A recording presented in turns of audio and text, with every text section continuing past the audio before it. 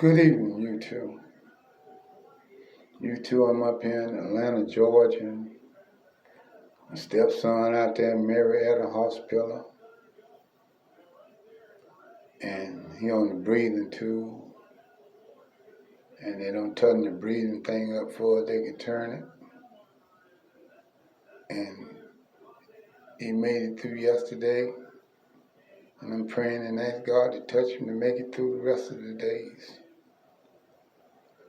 But I need to find out, how can you make a decision and somebody already done made a decision for your child like they are a God and can tell you which way your child gonna go, but they don't even remember knowing your child after the fact and before the fact.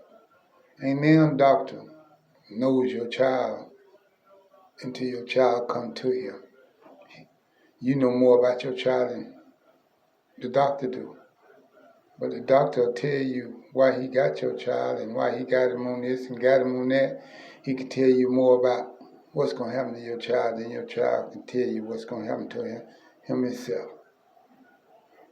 He can tell you what's going to happen to your child that you don't know nothing about. That's when God's come in. That's when God come in. When God have to make a decision for the doctor, God has to make a decision for the mother, God have to make a decision for the father.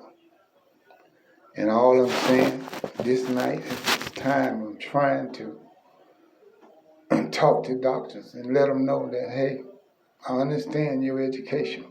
I understand your 12 years of degree. I understand all that. But do you understand that God got more education than you do? Do you understand that God invented and created more things than you have did? You know, I'm going to say this tonight. I'm going to talk about a root and a tree. How can a root make a tree grow so tall? It looks like it ain't going to never stop growing until it falls. Well, okay then. If God made that root for that tree to grow so far and so tall before it falls, that means that that tree lived a long time. Okay. Humans can live a long time too also, like that. But now that tree don't necessarily have to just live its light out and fall. It could be something that man putting around that tree, or something that's coming from somewhere else that's running around that tree to cause that tree to lose its strength, to cause the tree to lose parts of the tree to fall first. Or God created certain parts of the tree to fall anyway. But we don't know. We don't know. We just know if it's a tree that spread roots, spread tree branches, limbs.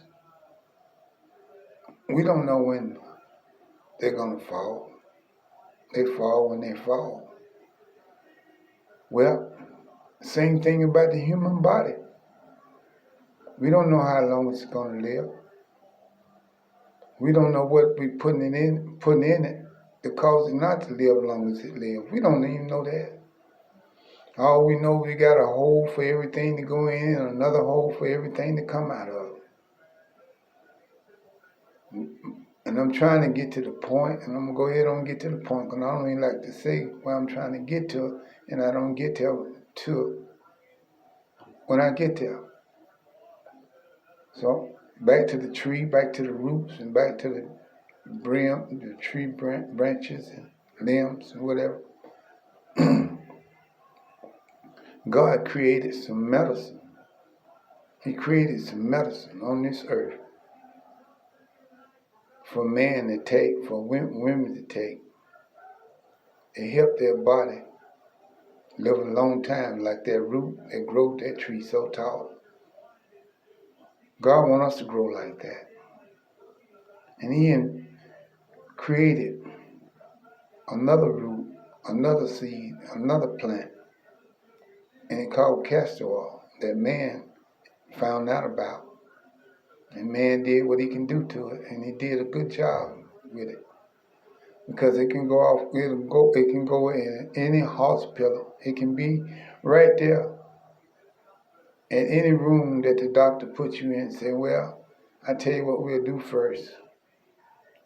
We'll do your body inside like we would do your body outside.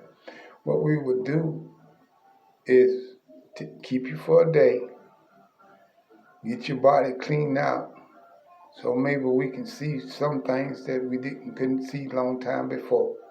Why people don't have go in the hospital that's bad off sick, that's real sick, about to die, this or that, and go in there and get their body cleaned out first with castor oil.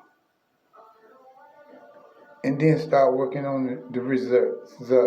It'll show more better. It'll make a doctor feel more better. And I tell you, the miracles, that's what's going to happen in the hospital. Some people's going to go in there and take castor oil, 2 teaspoons of salt, go in the hospital, stay there a whole day going back and forth to the bathroom. And some of them going to say, doctor, I found out what I need to do. And I found out what the problem, that I can keep that problem away from me from time after time after time after time. And that's how I stay at the hospital, by taking castor oil 2 times a year. That's what I do, in 2 teaspoons of salt. That's how I stay away from the hospital. And I'm just asking them to give my stepson a chance. My wife told me, I said, did you smell your son's breath? She said, yeah, it smells like death. I imagine it too. They're sitting there letting all that stuff build up in his body like he let it build up in his body, and they ain't got sense enough to let him clean that smell out of his body, or try to clean that smell out of his body. So I'm asking this video to touch somebody and let somebody go to St. Mary, Marietta, Georgia, to the hospital. I can't think of the name of the hospital. Because we had to Google it and got lost around it and couldn't even get to the spot that we need, because they had red areas, blue areas, green areas, purple areas that you had to go and find out which area that's for you to go to. It's crazy. Hospital is a hospital. North, east, south, and west, and east is a wall. It's crazy. They can take walls and put them in a certain spot, and then take 4 more walls and spread it away from that spot that them 4 walls in, and turn it into something else. But that's all good. You know what I mean? That's something to talk about.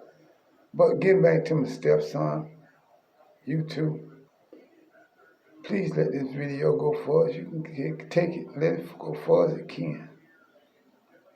I'm sorry that he's in the hospital around voting time and around president's time and vice president time and COVID-19 time. I'm sorry, that this is going on. But it is what it is. What's going on. But my wife should have the last decision that can be made on one of her children that's going to leave, and she ain't going to be here no more.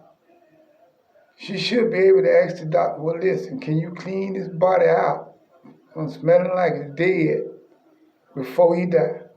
Since you said he was, since you said he is, since you said he can. Shouldn't it be able to be, should the hospital be able to clean people's body out before they die? They clean the outside. Can that be a law wrote in effect? That the doctor shouldn't make a decision for a mother that she feel like that her son's body should not be smelling like it ain't never smelled before to her in her life. And she wouldn't let it smell like that if he was a child, a little boy, a little baby.